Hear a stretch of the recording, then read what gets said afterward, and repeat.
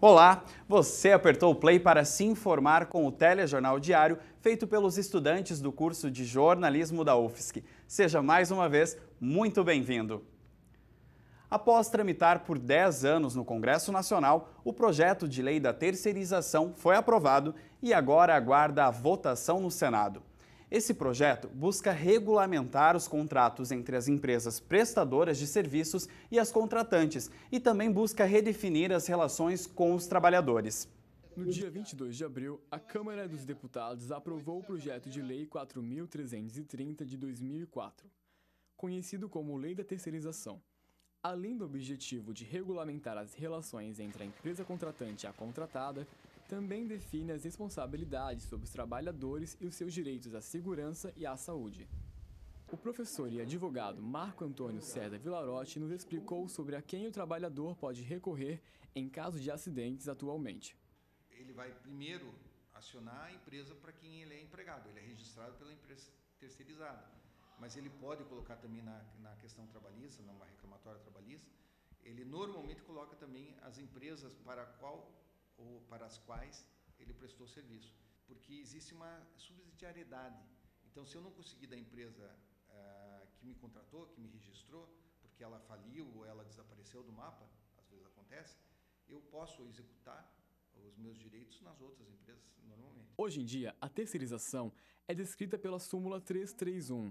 Nela, fica determinado que apenas as atividades meio podem ser terceirizadas e proíbe que o mesmo sirva para as atividades fins. A atividade fim é aquela que representa a principal função da empresa.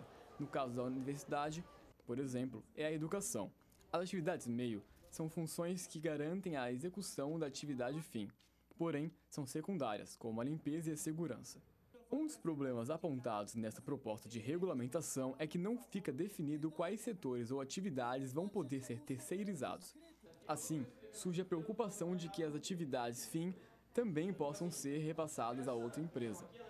Essa mudança pode impactar as relações trabalhistas e, no caso de setores públicos como a UFSC, na abertura de concursos. Acho interessante que ainda se analise, que se discuta bastante isso, mas é importante que as pessoas leiam, antes de falar, elas leiam o projeto de lei 4330, porque eu tenho visto muita publicidade, muito sindicalista, muita gente do povo falando bem ou mal, sem ter noção do que está falando, né? Então, já vi sindicalista na TV dizendo que vai perder direito às férias, a 13º.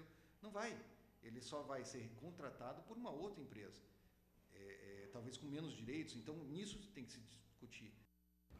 As normas que estão em discussão atingem empresas privadas, públicas, sociedades de economia mista, produtores rurais e profissionais liberais, e não se aplica à administração pública direta, autarquias e fundações. Ou seja, a princípio não se aplicaria, por exemplo, à UFSC. Da mesma forma, o assunto merece uma atenção especial nossa, como estudantes que estamos trabalhando ou que estamos nos preparando para o mercado de trabalho. Segundas e quintas passaram a ser dias para se falar sobre futebol aqui no TJ. Se você perdeu os resultados dos times catarinenses ontem na Copa do Brasil, Carlos Henrique Costa está aqui para nos atualizar. Tudo bom, Carlos? Seja bem-vindo. Tudo bem, Djalma? Olá para você que nos assiste. O destaque da rodada de ontem foi o jogo entre Avaí e Figueirense, válido pela Copa do Brasil.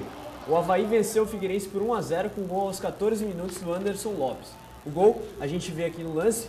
E o gol traduz, no vídeo, aliás, o gol traduz bastante como foi o jogo. O gol nasceu de uma jogada em que o volante Renan conseguiu carregar a bola meio que aos trancos e barrancos, conseguiu dar assistência para o Anderson Lopes, que girou e no espaço onde sobrou conseguiu fazer o gol.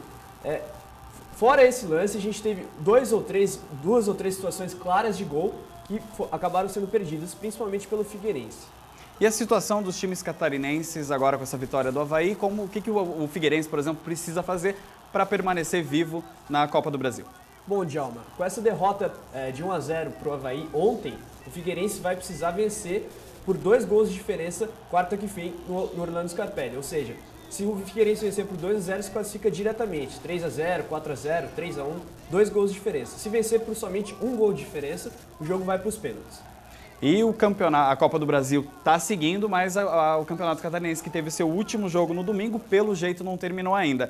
Carlos, explica pra gente como que está essa questão do julgamento ali do GEC, se ele vai ou não ser campeão, afinal de contas. Bom, a primeira etapa do julgamento já aconteceu no Tribunal de Justiça Desportiva de Santa Catarina. O GEC preliminarmente foi punido com 4 pontos e uma multa em dinheiro.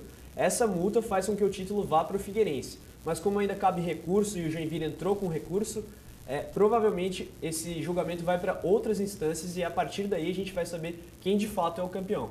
Mas isso deve durar mais semanas, talvez alguns meses. Já que por enquanto continua com a mão na taça. Por enquanto, sim. E ontem também tivemos jogos pela Copa Libertadores da América. Carlos, como que foram os times brasileiros nesses jogos? Bom, como a gente teve 2 confrontos entre brasileiros, o que a gente pode analisar é o jogo do Corinthians, que foi contra um time paraguaio. O Corinthians foi até Assunção, capital do Paraguai, para jogar contra o Guarani e acabou perdendo de 2-0. Já entre os confrontos entre brasileiros, o São Paulo jogou contra o Cruzeiro e venceu por 1-0 em São Paulo e o Atlético Mineiro empatou por 2-2 contra o Inter em Minas. Isso aí, Carlos. É isso, terminamos aqui o esporte hoje. Da rodada de ontem, tanto da Libertadores quanto da Copa do Brasil, é isso que a gente tem de destaque. Obrigado pela sua participação. Valeu. Valeu, Carlos. E não é só os resultados do futebol que nos interessam hoje, também tem o resultado da promoção do TJ para saber quem ganhou os ingressos para a festa Infernizando, que acontece amanhã. E as sortudas foram Larissa Colozzi e Ju Martins. O nome de vocês, menina, vai estar na lista da festa. Não esqueçam, então, de levar um documento com foto e também de dizer que vocês foram as vencedoras da promoção do TJ. Aproveitem bem a festa e façam valer essas cortesias, hein? E a informação aqui no curso de jornalismo da UFSC não para nunca. Amanhã vai chegar aqui a 2ª edição deste semestre do Jornal Laboratório Zero, que também é uma produção aqui do curso. Esta edição do jornal traz reportagens sobre os imigrantes sírios aqui em Floripa, a venda ilegal de drogas na Deep Web e uma discussão sobre segurança no campus e nos bairros aqui no entorno, além de outras reportagens especiais para você. Então aproveite e leia também o Zero. E o TJ UFSC de hoje fica por aqui, mas nós continuamos conectados com vocês pelo Facebook e pelo YouTube. Até amanhã. Tchau!